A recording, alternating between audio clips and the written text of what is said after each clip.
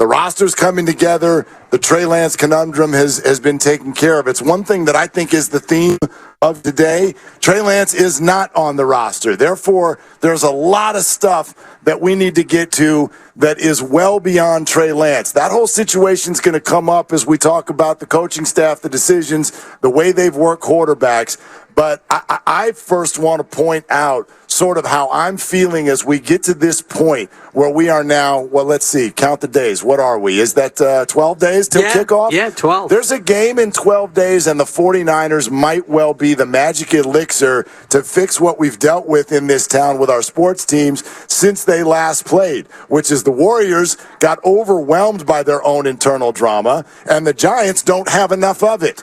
And that leads us to the 49ers, who I think might actually be the perfect fix to the whole thing. Lost in one of the loudest off seasons I've heard in the history of this team is that they are loaded. Yeah. They are so fun to watch. They have probably the best player at almost every position when they go up against an opponent. There will be weeks where this feels like USC going against San Jose State. Boy, where you look at it and go, gutsy cover, by the way, for the Spartans. Gutsy cover, yeah. but it's one of those situations where you're like, why should SC win that game? Thank you, Mark. Because they've got the better player at each and every position. Yes. The Niners will have weeks where that's true. Well, left tackle, best in football, tight end, top 3, running back. Running back is number 1 in every fantasy draft that I've done a ton of mock drafts. Yep. And the station draft is tomorrow. Tomorrow night. Don't sleep on Dibber Claus, by the way. I'm asleep. Go ahead and you slept on. The more you practice, the worse you get. That's fantasy football. You slept on the Dodgers, and right? now you've woken up. And there was a couple of you slept on the Lakers, and then the Lakers woke up. So you go ahead and take your little nappy poo. But they have the best running back and the best wide receiver tandem, that maybe top 4, top 5. It's one of them. It's definitely one of them. Linebacker core, they got the best edge rusher if he signs. Best quarterback in the game. I'm sorry, my headphones cut out. No, Something what? happened. Wait.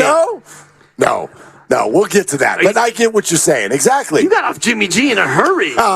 Speaking of Jimmy G. Speaking of Jimmy G. Man. I haven't even necessarily talked to you that much since this came out. Yeah. Steiny and Good were talking about it a lot on the way in. And in many ways, it's kind of the perfect bow on everything that has happened related to Trey Lance, Brock Purdy, Sam Darnold, and Brandon Allen over the last few weeks, which is Jimmy Garoppolo on a podcast. I'll get you the podcast name here in just a second, but take a listen to this back and forth with regard to Jimmy Garoppolo now and the 49er quarterback situation. What did you make of the Trey Lance trade to Dallas? Weird situation. Been a lot of weird situations over there in San Francisco, just to leave it at that. But, I'm happy Trey got another shot, man. How do you think San Francisco's handled those quarterback situations? How do you think they've handled them? I think it's been messy. I'll put it that way. Yeah, that's a nice way to put it. Messy. That's a nice way to put it. That is from Shout Sports out Miami Illustrated. FC. Absolutely. Taking over MLS. Yeah. What's your reaction to what you hear Jimmy say?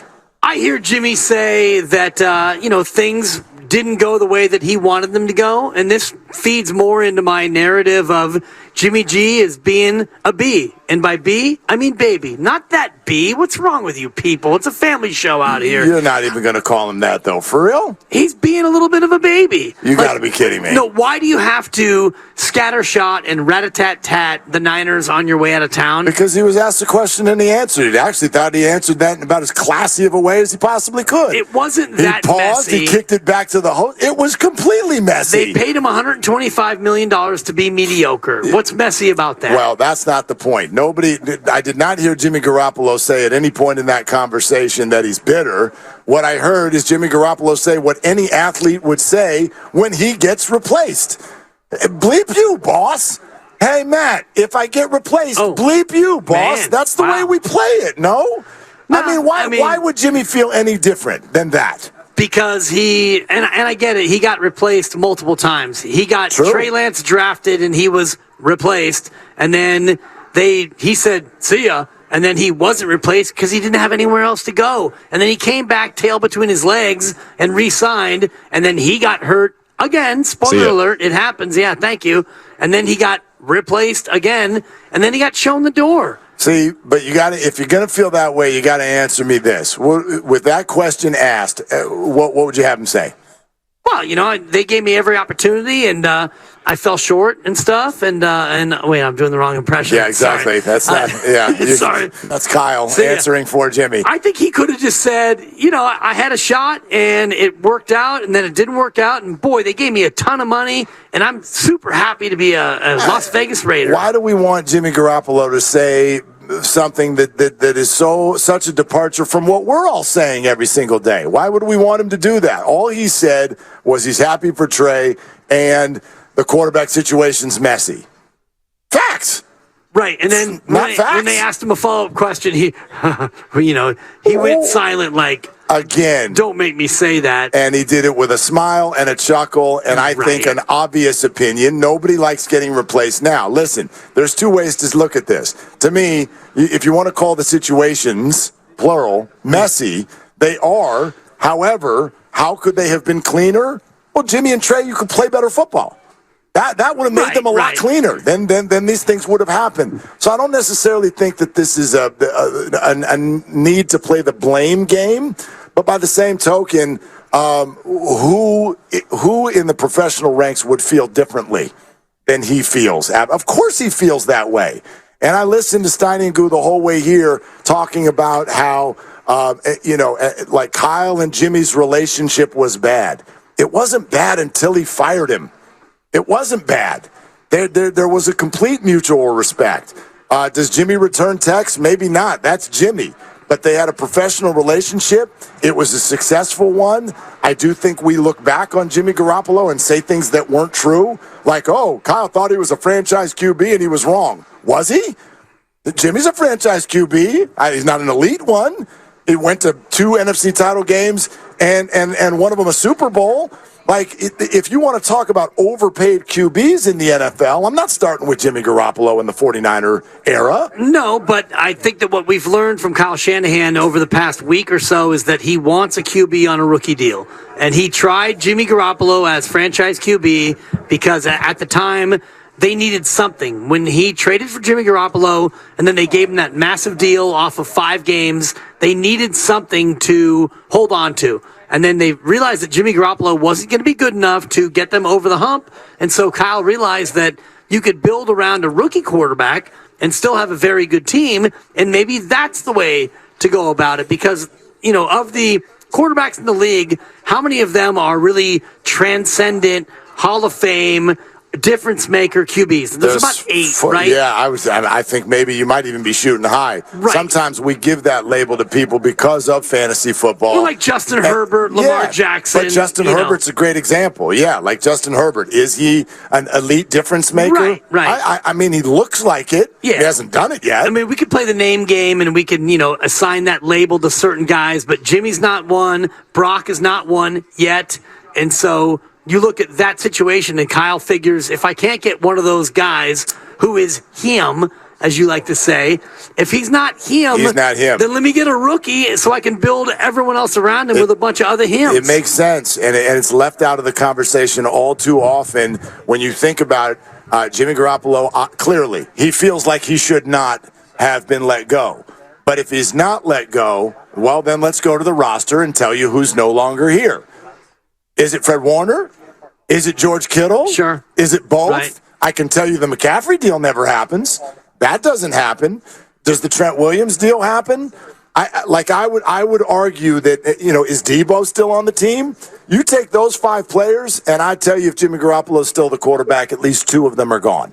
So bake that into your opinion about what the 49ers have done at the quarterback position the last 3 years. Was it messy? Sure. It ended up that way. Was it a misevaluation sensation? That's a buck. Sure. It ended up that way. But the concept, that's what I'm in. The concept, the approach, what they attempted to go do, I think has to at minimum be part of the conversation. It's not an excuse. Doesn't mean you can go be that reckless with your draft picks. But the concept made sense because, yes, I would rather have a quarterback who plays at a B minus level and McCaffrey, and Trent Williams and Warner and Kittle. I would rather have that than give me Mahomes and a bunch of no-names at all those positions. Right, but Mahomes makes it work because Andy Reid is able to find no-names like, Yeah, check that. I actually Isaiah I would take Pacheco Mahomes, but it go down a few levels.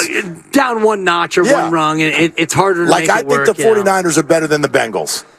Right now. I think the 49ers are better than the Bengals. The Bengals have Joe Burrow. Yeah. They've got him.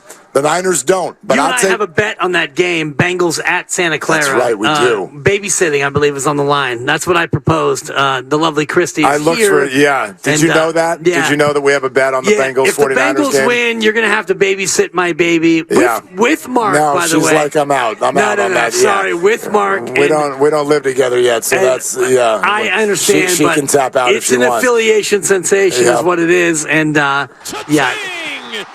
poopy diapers coming in bunches, by the way. Do you want to talk about the bunch formation? Yeah, your girl's going to hit you for 4 or 5. I'm old hat. She's a volume pooper. Been around the block too many times to even worry about it, but the Niners are going to win that game anyway. She's the Jordan Poole of poop. She's going to get her shots Jordan Poole? Yeah. Thank you. It's a 3. I'll just say this, though. Like, I think that, it's fascinating to me when we look at players like this when they're no longer a part of this. I hope this doesn't happen to Trey Lance someday. You watch what's happened to Jimmy Garoppolo. You've watched what's happened to Jordan Poole. I've had my opinions. Trey Lance, I've had my opinions about all of these guys. But that's why that's, to me, one of the themes of today. He's no longer here. You don't need to stamp on his back on the way out the door. It's happened to a degree to Jordan Poole.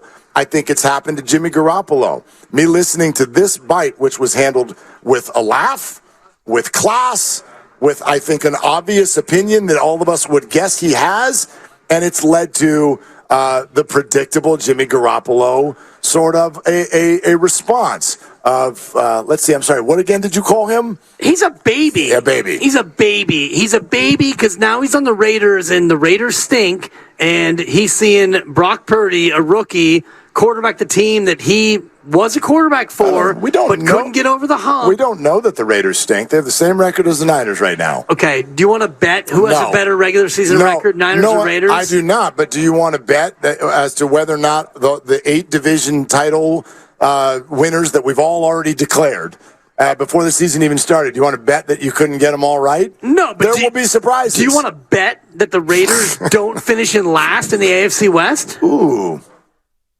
that's an interesting one.